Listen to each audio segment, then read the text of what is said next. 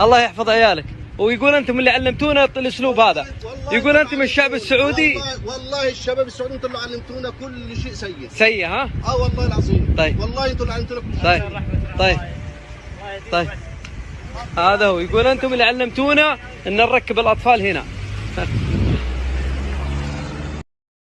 अस्सलाम वालेकुम सफ़ी न्यूज़ में खुश आमदीद। भाई लोग, वीडियो तो आप सब ने मुलाहजा की, जिससे आपको पता चल ही गया होगा कि वीडियो में क्या हुआ।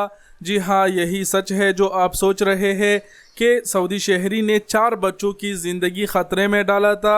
उनको अपने गाड़ी के बोनेट के सामने बिठाकर गाड़ी चला रहा था। दूसरे सऊदी शहरी ने उसकी वीडियो बनाई और जब उसे रुकाया, उसे समझाने की कोशिश की, तो जवाब में ड्राइवर की जानिब से बदकलामी भी हुई। वीडियो उसने ट्विटर पर शेयर की।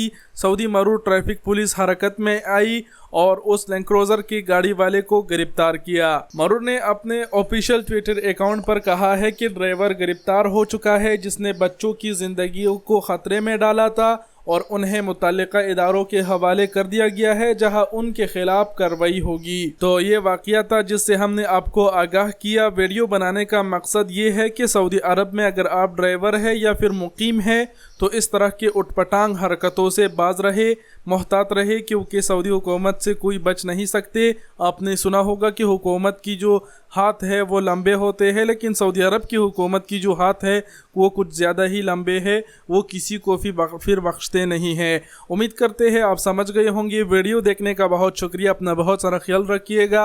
अल्लाह हाफिज़।